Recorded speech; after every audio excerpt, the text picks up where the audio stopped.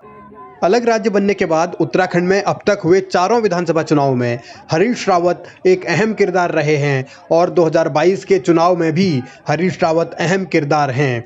वो नई नई सियासी हलचल बढ़ा रहे हैं और राजनीति में अपनी अहमियत भी समझा रहे हैं। इस बीच हरीश रावत के बेहद करीबी गोविंद सिंह कुंजवाल ने एक सनसनीखेज बयान देकर धामी की बीजेपी की बेचैनी बढ़ा दी है। कुंजवाल का ये दावा है कि भारतीय जनता पार्टी के 6 विधायक कांग्रेस के संपर्क में हैं और वो जल्दी ही बीजेपी को बाय बाय कर देंगे। अब धामी उन विधायकों को संभाल पाएंगे या नहीं संभाल पाएंगे कहा नहीं जा सकता। कुंजवाल के इस बयान के बाद यकीनन हलचल बढ़ी है। दूसरी तरफ हरीश रावत एक नए तरीके की राजनीति तलाश रहे हैं, कर रहे हैं। यशपाल आर्य को वापस पार्टी में लाने के साथ ही वो यशपाल के साथ अपने पुराने संबंधों को और एक परिवार के तौर पर मजबूती देने की कोशिश कर रहे हैं। लेकिन सवाल ये कि ये सियासत आगे कहां तक जाएगी। और दूसरा पहलू ये कि हरीश रावत अब ये भी कह रहे हैं कि 2016 में कई लोग केवल इसलिए गए थे बीजेपी में क्योंकि वो मुख्यमंत्री बनना चाहते थे, लेकिन जो लोग किसी दबाव में या लालच में गए हैं उन्हें किसी तरीके का गिला नहीं है। यानी हरीश रावत ये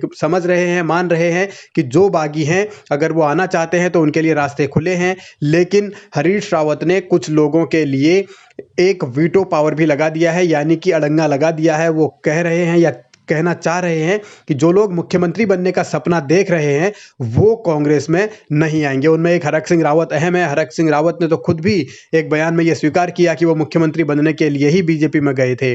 और विजय बहुगुणा भी उस दौर में बागी हुए थे, तो विजय बहुगुणा की भी एंट्री के लिए शायद कांग्रेस में बहुत मशक्कत होगी। फिलहाल हरीश रावत तो उस पर रोड़ा अटकाएंगे ही। सतपाल महाराज तो 2014 में ही चले गए थे।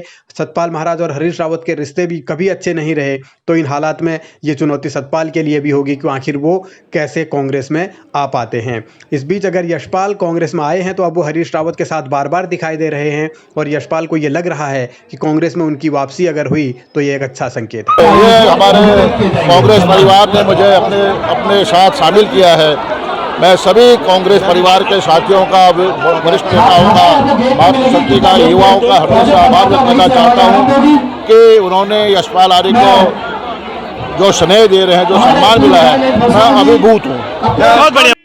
यशपाल आर्य को कांग्रेस आगे क्या जिम्मेदारी देगी अभी कहा नहीं जा सकता, लेकिन फिलहाल वो हरीश का हाथ पकड़कर धीरे धीरे आगे बढ़ रहे हैं। इस सियासी बिसात के बीच हरीश रावत ने बागियों के लिए कुछ नरम तेवर दिखाए हैं तो कुछ के लिए गरम भी दिखाए हैं। साथ ही अब वो राजनीतिक रिपोर्टिंग भी करने लगे हैं। ये है राज्य की सबसे प्रतिष्ठित सड़क का हाल। कई महीनों से काम चल रहा है मगर गड्ढे ही गड्ढे। चलने वाली गाड़ियों को, लोगों को असुविधा का भाजपा को कोई ख्याल नहीं। मैं इसके विरोध में नवंबर में प्रथम सप्ताह में यहाँ धरने पे बैठूंगा, उपवास पे बैठूंगा और आंशिक रूप से ट्रैफिक को भी बाधित करेंगे। नवंबर पहले हफ्ते तक का समय इसलिए दे रहा हूं कि हो सकता है तब तक सरकार के कानों में कुछ जू रह गए और कुछ सड़क को सुधारना शुरू करें।